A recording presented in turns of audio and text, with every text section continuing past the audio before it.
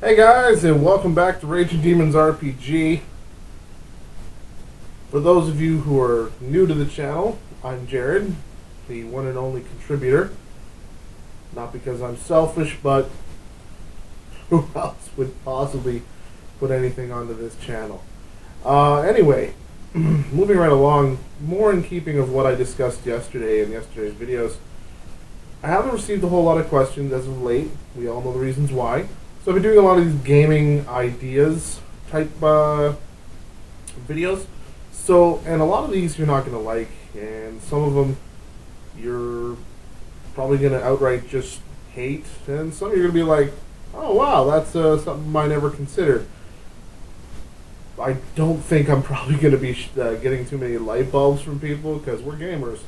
We constantly explore what it is that our next game is going to be. So, I mean, we're always trying to find that little untapped piece of fiction that we can manipulate and change, especially as game masters. And we want to bring the next best game to our table, so that way we ourselves are entertained. Because let's face it, I mean, players. No offense, players.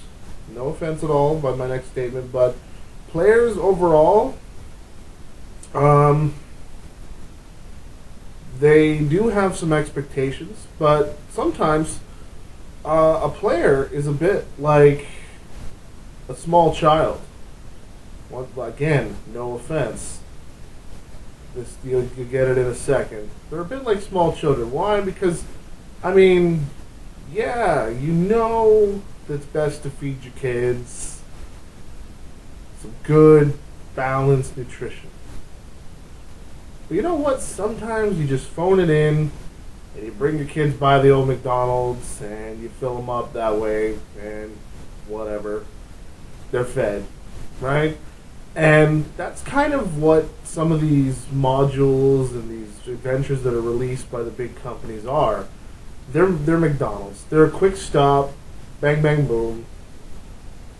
Gamers, we got through another game, and it's not to say the GM doesn't have any fun out of it. I mean, but we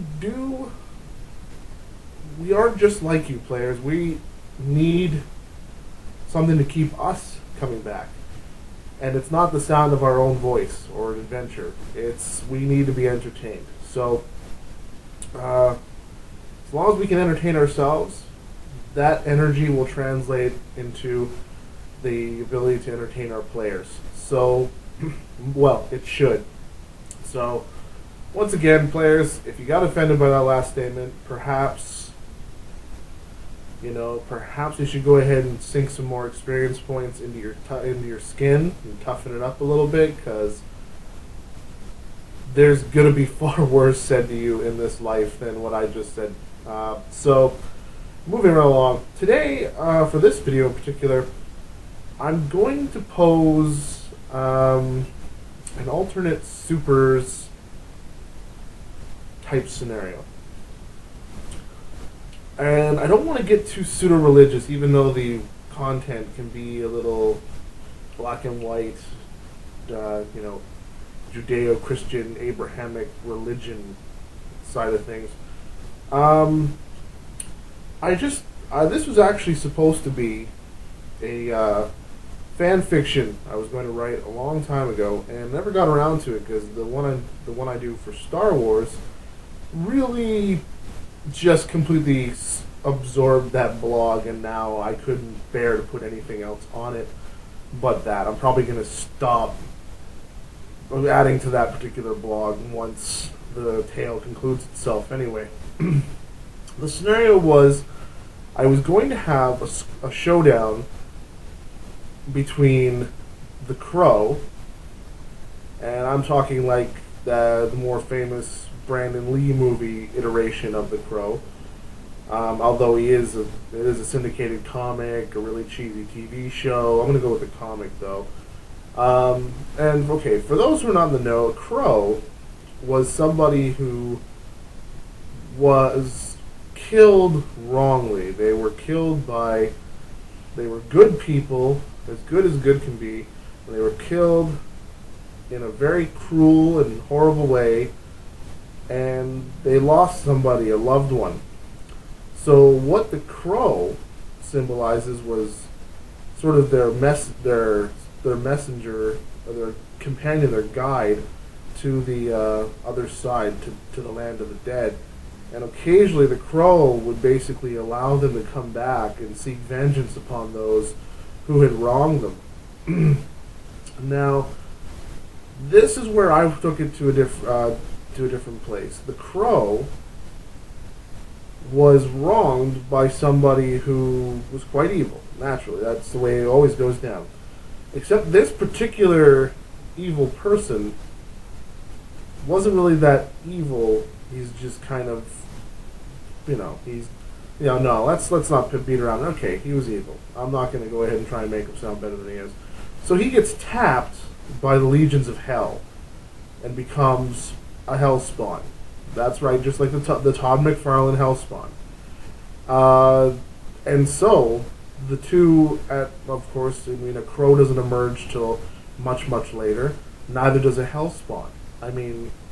Both emerge like years later back on Earth, where they're set about their mission to do whatever.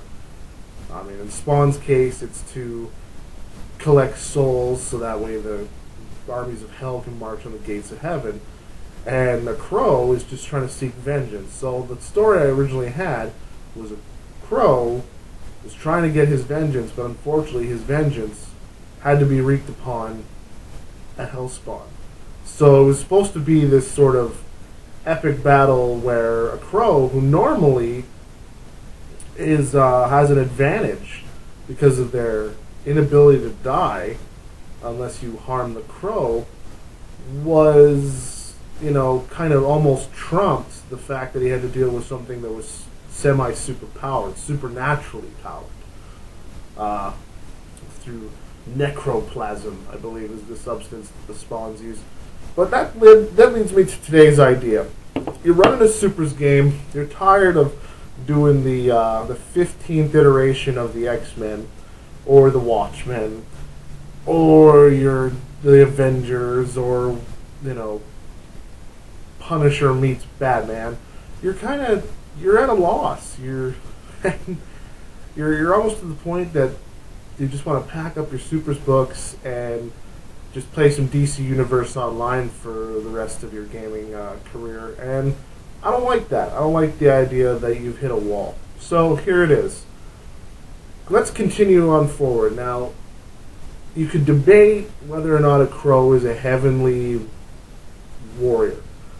I myself don't go along with that. I'm just going to say forces of light, forces of dark. So we got two sides here that are going to clash. Now, usually in most Supers games, it's heroes and villains and so on and so forth. In this case, maybe we're going to go ahead and get the player characters to their supers, but each and every super derives their powers, and their powers are somewhat intrinsic to one of these two sides. And of course, you're probably going to have to make the players decide on which side they're going to be on. And then have a game where the battle takes place. Pick a city, pick a location, pick a country, whatever it is that you want to. Pretty sure we're not going to have the epic battle between heaven and hell in the middle of, let's say, Nebraska. Because all that's going to happen there is Hellfire is going to make the biggest bowl of Orville Redenbacher, and nobody will even notice. So pick something dynamic, pick something big. Maybe avoid Manhattan if you don't want to be too cliche.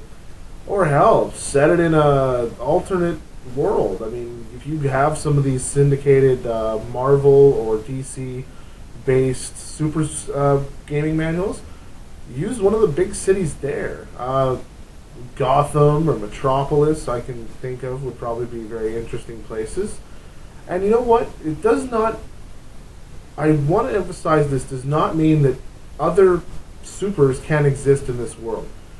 I'm just saying your players and the direct antagonists they have to face can be the either the light or the dark sides of this battle. So, and the supers are caught in the middle. And you know what? You can even have the players play the supers that are caught in the middle, but it's not nearly as interesting because it's just another supers game, and you're breaking up basically a big cosmic fight. Now, hell, bring them on. I mean, how many of us, the first time we read a comic book of the darkness, really wanted to see how the darkness would fare against a Hellspawn, or against something like the Crow, or any number of just things that are synonymous in other franchise comic book magazines and graphic novels. I mean, you can really go out there with it. I mean, you got just a plethora of source material to draw upon. So that's it. That was my big idea for a Supers game. Of course, these are not pre-thought. I don't fully flush out an idea. I just sit down in front of this camera and I think of the first thing that comes to my mind, and I spew it out because it's obviously taking up space somewhere in this thick melon of mine, and it just, I don't know, it needs an audience. It needs a gaming group, and I currently am without one. Not that I couldn't have one, just I'm too busy to go ahead and obligate myself to a gaming group. I would let them down for sure. I don't even doubt that, and that's not fair to your players. If I can pass along one thing apart from the base message of this video, is if you have your own gaming group and they're your long-term friends, these are guys that you game with year in and year out, and life starts to get a little bit crazy for you. Maybe not all the time, but if one particular year life starts to get just batshit crazy, don't start writing checks that you can't cash. Don't start saying, oh yeah, we should totally game, and then start a game and then never return. Like, I mean, if you have one of those yearly games set up with your friends, cool, that's fine. But my friends, I think, would need a little bit more, and I know they would, and I would myself, because I'm obsessed. So just keep that in mind. Be true to yourself. Be true to your friends. They might not like it, but they'll respect you more for it if you keep their feelings at heart. So yeah, Supers, go. This has been Rage of Demons RPG with a Dalek on my chest and a dice in my hand. Have a good one.